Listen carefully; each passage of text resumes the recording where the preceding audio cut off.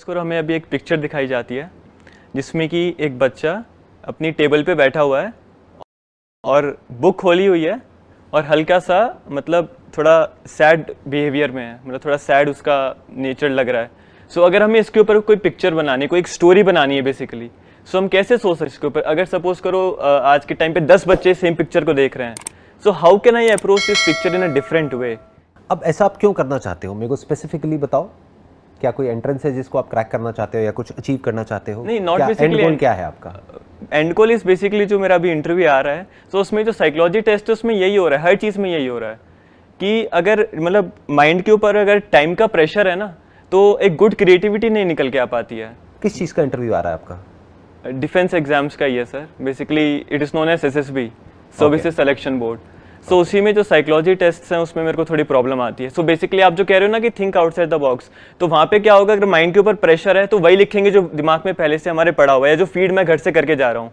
तो कहीं ना कहीं मैं उन्हीं आइडियाज़ को उस पिक्चर से रिलेट करने की कोशिश करता हूँ, जो कि गलत हो जाता है काफ़ी बार। सो ऑन द स्पॉट अगर मुझे क्रिएटिविटी अच्छी करनी है या फिर बाकियों से कुछ अलग दिखाना है साइकोलॉजिस्ट को, जो कि वो पिक्चर को चेक करने वाला है, so how to do that sir? ये बेसिकली मेरा क्वेश्चन था। अभी आप खुद करोगे यही चीज़ यहीं पे ऑन द स्पॉट, राइट? तैयार हो जाओ, पूरी तरह से अपनी ब्रेन को अलर्ट कर लो। सबसे पहला स्टेप है कि आपको पहले से कुछ भी सोच करके नहीं जाना है, क्योंकि आपको पता ही नहीं है कि वहाँ पे क्या पिक्चर दिखाने वाले हैं। Exactly sir. और सामने साइकोलॉजिस्ट बैठे हैं, वो साइकोलॉजिस्ट क्या देखना चाहते हैं कि आपकी जो थिंकिंग है उसके थ्रू वो इंटरप्रेट कर रहे हैं कि आपकी पर्सनैलिटी क्या है। Yes sir. And that personality whether it is suitable for what ever that position is. मान लेते हैं एयरफोर्स में आप जाना चाहते हैं, तो अब वो ये देखना चाहते हैं कि क्या ऑन द स्पॉट आप डिसीजंस ले पा रहे हो या नहीं ले पा रहे हो, weather you are a quick thinker और you are a sluggish thinker, वो ये देखना चाहते हैं। Yes sir, exactly.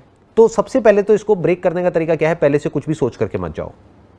Be like a clean slate. जो मैंने स्पेस की बात करी थी ना थोड़ी देर पहले, साइलेंस, खालीपन, साइलेंस, स्पेस। सोचो एक कमरा भरा पड़ा है, वहां पर आप कैसे मूव करोगे? एक कमरा खाली है तो आप कहीं भी मूव कर सकते हो, इसको क्रिएटिविटी कहते हैं। तो अब सवाल उठता है कि ये इस सिचुएशन में, ये जो अभी आपने एग्जांपल दिया, अब आप बताओ इसमें कैसे आउट ऑफ द बॉक्स सोचोगे? Okay, so I basically discuss this picture yesterday night only, जो हम लोग शाम को प्रैक्टिस करते हैं, जो 8-10 बंदों का ग्रुप है टेलीग्राम पे। So the picture was basically a boy sitting on his study table, books were open, और वो हल्का सा सैड बैठा हुआ था, and there was a lamp on the table as well. So the picture which I wrote was that Anil was a BSc final year student, and he had his final semester exams coming after 2 weeks. Since he was a good badminton player at the college level, so he was busy in his inter-college tournaments and could not focus much in the class. So due to which, when he came to know about his exams, he was a bit worried about seeing the syllabus. So then I wrote basically actions, what actions he will be taking, like he talked to his classmates, asked for the notes, practiced previous year question papers, and how he then cleared his semester exam with good marks. So this was the story which I made. अब ध्यान से समझो, अगर मैं एक psychologist हूँ जो बैठ करके आपकी स्टोरी को सुन रहा हूँ, जज कर रहा हूँ, what's in it for me? मुझे क्या मिला? इसको बोलते हैं एक्चुअल में thinking out of the box. पहले आपको समझना पड़ेगा कि वो जो सामने वाला पर्सन है, जो इंटरव्यूअर है, वो एग्जैक्टली क्या देखना चाह रहा है, ये टेस्ट हो क्यों रहा है, what is the reason behind it. पहले इसको पढ़ो कि टेस्ट कब शुरू हुआ था, क्यों शुरू हुआ था, किस लिए करते हैं, वो क्या देखते हैं, तो आपको समझ आएगा उनकी साइकी क्या है। तो अब आपकी थॉट प्रोसेस वहां से अलाइन होगी, नहीं तो आप कुछ भी कहानी सुना दोगे। It is just one of the stories जो बाकी सब सुना रहे हैं। Yes sir. तो पहले तो आपको ये समझना पड़ेगा ना कि मैं क्या देख रहा हूं आपकी स्टोरी में, क्योंकि मेरा इंटरेस्ट आपकी स्टोरी में नहीं है, मेरा इंटरेस्ट है आपकी पर्सनालिटी में, आपकी वे ऑफ थिंकिंग में, क्योंकि वो स्टोरी से आएगी, वो स्टोरी से पता लगेगी ना। मे बी बाकी सब वहां पर जो भी आ रहे हैं वो सब इसी तरह की कहानी बना रहे हैं, मतलब उनको क्या दिख रही है, वहां पे सैडनेस दिख रही है। और आपको एक बहुत मजेदार बात बताता हूं, as a psychologist, I am not a psychologist but I understand psychology and I have passion in it. तो जो भी आप बोल रहे हो ना, आप उसके बारे में नहीं बोल रहे हो, आप ये दिखा रहे हो आप क्या हो। द मोमेंट यू से ही सैड, यू आर सैड। तो आपको सबसे पहले क्या करना है, वहीं पे क्वेश्चन मार्क लगा देना है। May be he is not sad, वो तो बैठा है पढ़ाई कर रहा है, he is basically thinking about solving a problem वो पिछले 2 घंटे से कोशिश कर रहा है उस प्रॉब्लम को सॉल्व करने की, लेकिन अभी तक सॉल्यूशन निकला नहीं है, लेकिन अभी कुछ ही सेकंड्स में निकलने वाला है. He has the capability to stay with the problem for hours. अब ये किसके बारे में आप बता रहे हो? उस बच्चे के बारे में नहीं, अपने बारे में बता रहे हो. यही तो वो सुनना चाहते हैं. This is out of the box. ऐसे और कोई नहीं सोच रहा होगा वहां पर. सब क्या कर रहे होंगे? जाकर के कहानी सुना रहे होंगे. कहानियां सुनने में उनका इंटरेस्ट थोड़ी ना है. अगर कहानियों में इंटरेस्ट है तो वो जाकर के मूवीज देखेंगे ना. तो they are not interested in your story, they are interested in you. How are you identifying yourself with that person in the picture?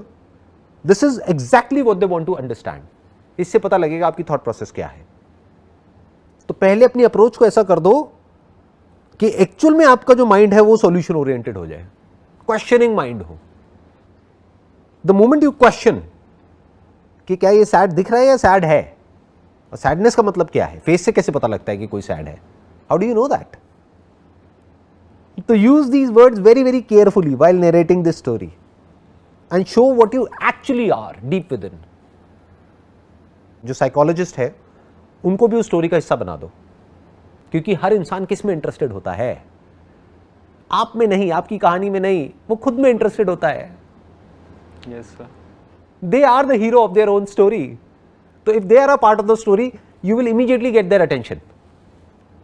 आप ऐसे बोलो, ये जो स्टूडेंट है इसका ध्यान पढ़ाई से हट गया है थोड़ी देर के लिए. वो बहुत देर से पढ़ाई कर रहा था, अब वो बैठा हुआ ये सोच रहा है कि कल मेरा इंटरव्यू है जहाँ पर कुछ साइकोलॉजिस्ट बैठे होंगे और मेरा इंटरव्यू ले रहे होंगे.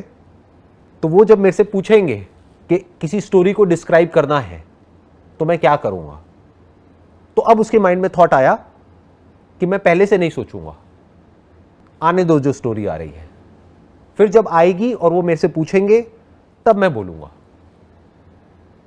तो उसके कुछ सेकंड्स बाद मैंने अपना ध्यान यहां से हटाया, क्योंकि मैं सोच रहा था कि मुझे क्या बोलना है. तो मैंने कहा पहले से क्यों सोचना है कि क्या बोलना है, जब वो चैलेंज आएगा तब सोचूंगा ना. These are the words that they want to hear. इसको एयरफोर्स से जोड़ो ना. You getting where I am coming from? Yes, sir, I got. इसको आपने कनेक्ट किया एयरफोर्स से, प्लस उस साइकोलॉजिस्ट से यानी कि इंटरव्यूअर से, प्लस खुद से. इन तीनों से जोड़ दिया उस कहानी को, तीनों को कहानी में ले आए. उसका एक ही सपना है कि किसी भी तरह से उसको एयरफोर्स में जाना है, बट उसको रियलाइज हो गया है कि मैं गलत ट्रैक पे जा रहा हूं. मुझे ये नहीं सोचना है कि मुझे वहां पर जाकर के क्या बोलना है, क्योंकि मुझे पता ही नहीं है कि वहां पर क्या आने वाला है.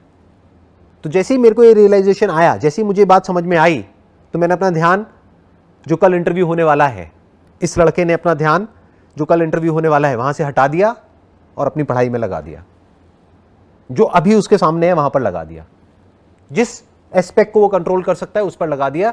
जो एस्पेक्ट उसके अभी कंट्रोल से बाहर है या जो अभी हुआ ही नहीं है, जो होने वाला है कल, उसके बारे में उसने सोचना बंद कर दिया.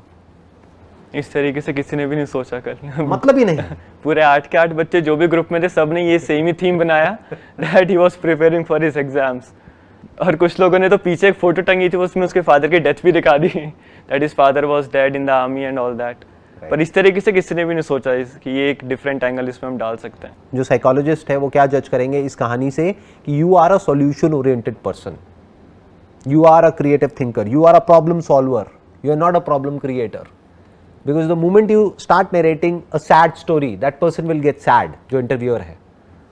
तो सैड स्टोरी क्यों सुनानी है? एक्चुअल स्टोरी सुनाओ अपनी खुद की. This is creative thinking, this is out of the box thinking.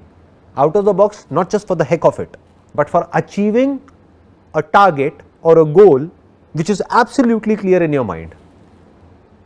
Wish you all the best. Thank you so and much. May God bless you.